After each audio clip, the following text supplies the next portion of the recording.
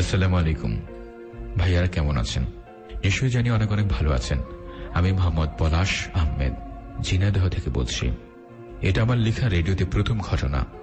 ঘটনাটা আমার আম্মুর মুখে শোনা, অনেকদিন আগের ঘটনা। তো আম্মুর মুখে যেমন শুনেছি ঠিক তেমনই বলার চেষ্টা করছি। ঘটনাটা হলো অনেকদিন আগে। আমাদের ঝিনাইদহে যে মর্গটা আছে এটাকে নিয়ে। তো ওখানে একটা লাশ আসে, একটা মেয়েটা সুইসাইড করে মারা গেছে। লাশটা আসে সন্ধ্যার দিকে। তখন সন্ধ্যা হয়ে যাওয়ার কারণে লাশটিকে পোস্টমর্টেম করা হয়নি।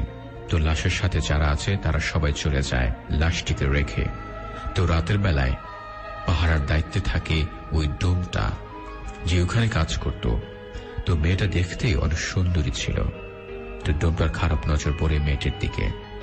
অনেক রাতে ওই ডোমটা ওই মেয়েটাকে লাশের সাথে খারাপ কাজ মেয়েটাকে রেপ করতে চায়। তো ডোমটা যখন মেয়েটার শরীর থেকে কাপড় সরাতে চায় তখন লাশটা উঠে বসে এবং ডোমটাকে জোরে একটা থাপ্পড় মারে। ডোমটা নেশা অবস্থায় ছিল, তাই সে ভাবে সে ভুল থেকেছে। তাই সে তার কাজ করতে আবার সে মেয়েটির কাছে যায়।